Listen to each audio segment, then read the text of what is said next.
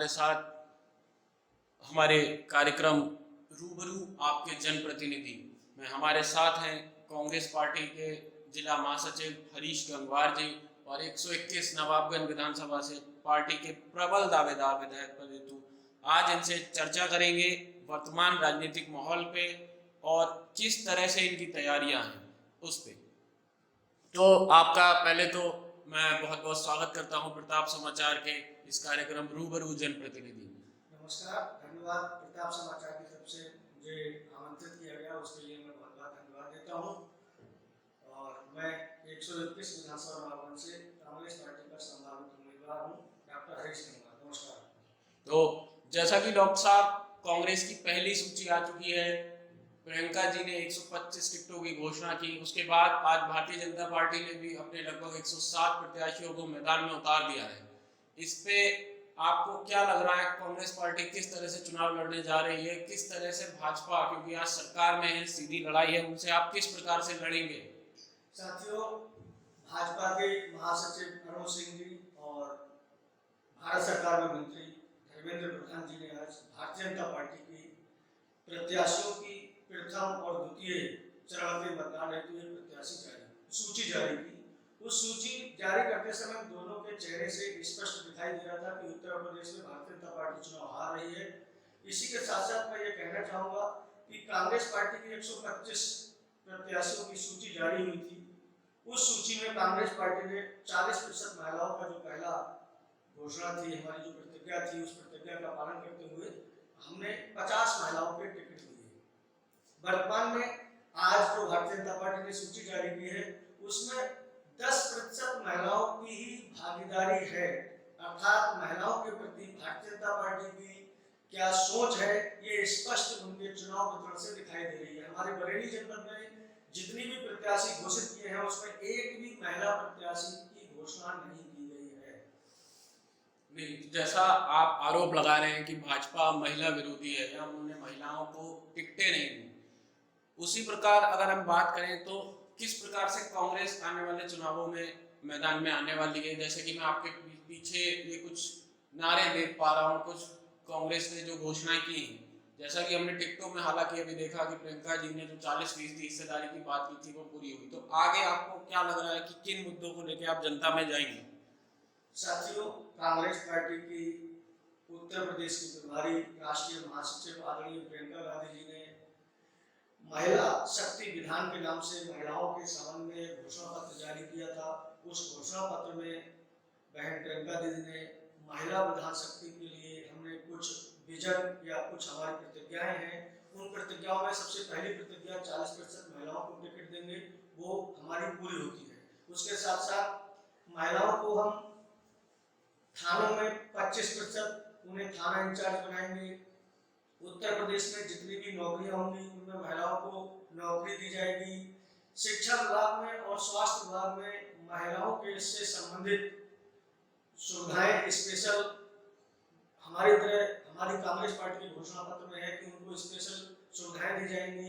इसी के साथ साथ योगी सरकार ने पिछले और मोदी सरकार ने पिछले 7 सालों में 350 रुपए से गैस सिलेंडर की कीमत 1000 रुपए कर दी है। कांग्रेस पार्टी ने प्रतिज्ञा की है कि यदि कांग्रेस पार्टी की सरकार 2022 में बनती है तो साल में 3 सिलेंडर महिलाओं को हम फ्री देंगे। इसके साथ साथ महिलाओं को बसों में हम फ्री यात्रा कराएंगे और स्नातक पास स्कूटी बच्चियों को हम स्कूटी देंगे और इंटर पास बच्चियों को हम स्मार्टफोन देंगे। और हमने एक घोषणा की है कि याद करिए उन्नाव की जो घटना, एक बेटी के साथ भाजपा का विधायक बलात्कार करता है, उसके पिता की हत्या कर दी जाती है, उसका जो मुकदमा लड़ रहा है वकील, उसको कोर्ट के बाहर ट्रक के नीचे कुचल दिया जाता है। उस पीड़ित परिवार की मां को कांग्रेस पार्टी ने टिकट दिया है। ये उत्तर प्रदेश में अगर वो विधानसभा में चयनित होकर आएंगी वो तो भाजपा के लोग कैसे उनका सामना कर पाएंगे, मैं इस बात से चिंतित हूँ। तो आने वाले समय में उत्तर प्रदेश में आधी शक्ति, महिला शक्ति इस उत्तर प्रदेश की राजनीति को बदलने वाली है। तो डॉक्टर साहब, जैसा कि हमने देखा कि आज अखिलेश यादव जी ने प्रेस कॉन्फ्रेंस करके ये आरोप लगाया कि कांग्रेस भाजपा की मदद कर रही है ताकि सपा सरकार में ना आए। इस पे आपका क्या कहना है? मैं अखिलेश यादव जी से ने एक बात और भी कही थी कि भारतीय जनता पार्टी ने योगी का 11 तारीख का पहले टिकट गोरखपुर का कर दिया है, तो योगी जी को तो मठ में भेजने का भाजपा ने प्लान बना लिया है। अखिलेश यादव जी के इतने डरे हुए हैं कि वो अपने प्रत्याशियों की घोषणा नहीं करेंगे। उन्होंने प्रेस कॉन्फ्रेंस में स्पष्ट रूप से कह दिया है कि मैं जिस व्यक्ति को चाहूंगा उसको सिंबल दे दूंगा। मतलब डेमोक्रेसी की बिल्कुल अवहेलना। मतलब जिसे चाहे उसे आप सिंबल दे देंगे, वो चुनाव लड़ जाएंगे। प्रत्याशियों को धोखा दिया जा रहा है। समाजवादी पार्टी के अखिलेश यादव पहले से ही अपनी विजय संकल्प यात्रा शुरू कर देते हैं। इससे स्पष्ट होता है उनके अंदर अहंकार है। और जिस प्रकार से आज चंद्रशेखर ने प्रेस कॉन्फ्रेंस करके दलितों को अपमानित करने का अखिलेश यादव पे आरोप लगा है, वो निंदनीय है। अर्थात अखिलेश यादव का ये बयान बहुत गलत है। अगर उन्होंने चंद्रशेखर के साथ इस तरीके का व्यवहार किया है, आने वाले 2022 के चुनाव में जनता इस बात का अखिलेश यादव को जवाब देगी। जी डॉक्टर साहब, तो मैं आपका ध्यान एक और राजनीतिक दल, आज क्योंकि पूर्व सूबे की पूर्व मुख्यमंत्री मायावती जी का जन्मदिन है, उन्होंने भी आज 53 उम्मीदवारों की सूची जारी की है। आपको क्या लग रहा है, क्या बसपा से कांग्रेस की लड़ाई है या नहीं?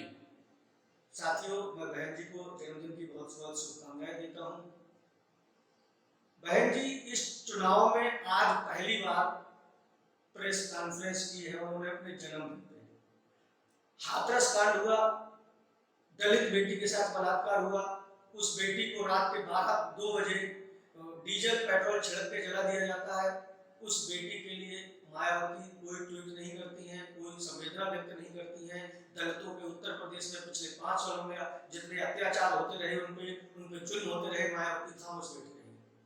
अब बहन जी ये प्रयास कर रही है कि भारतीय जनता पार्टी को किस तरीके से हमें जिताना है। इसलिए बहन जी भाजपा की बी टीम के रूप में पीछे से अपना प्रोपेगेंडा लाने का प्रयास कर रही है। एक चर्चा चल रही है कि पूरे सूबे में कि अयोध्या काशी तो झांकी है, मथुरा अभी बाकी है।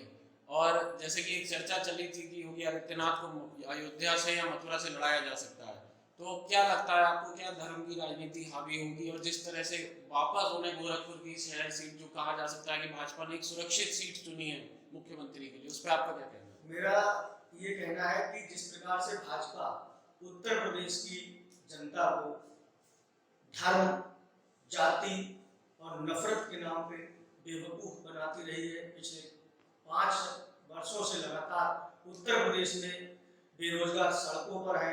महिलाओं के प्रति उत्तर प्रदेश में सर्वाधिक महिलाओं के साथ बलात्कार हो रहे हैं, महिला उत्पीड़न नंबर 1 पे है। इसी प्रकार से किसान पिछले 1 साल से हम दिल्ली के बॉर्डर पर बैठे हुए थे उत्तर प्रदेश के किसान, और लखीमपुर खीरी की घटना याद होगी। 8 करोड़ किसान परिवार उत्तर प्रदेश में रहते हैं। योगी मोदी को वो उत्तर प्रदेश से 2022 में अलविदा कहने वाले हैं किसान। इसके साथ साथ एक बात और कहूंगा, जो आपने प्रश्न पूछा कि योगी जी की चर्चा चल रही थी कि मथुरा से चुनाव लड़ेंगे, कि इलाहाबाद से चुनाव लड़ेंगे, प्रयागराज से लड़ेंगे या अयोध्या से लड़ेंगे, वो ये सब इनका एक चुनावी प्रोपेगेंडा था और ये मीडिया के माध्यम से चलाया जा रहा था। भाजपा की तरफ से मुझे नहीं लगता कोई इस तरीके का आधिकारिक बयान आ रहा हो। मीडिया जनता को बहकाने का काम कर रही है, उनके बीच में खाई पैदा करने का काम कर रही है। तो विशेष रूप से मेरा निवेदन है कि जो चैनल मीडिया के माध्यम से जो परसेप्शन समाज में बनाने का काम किया जा रहा है, उसको ध्यान ना दें।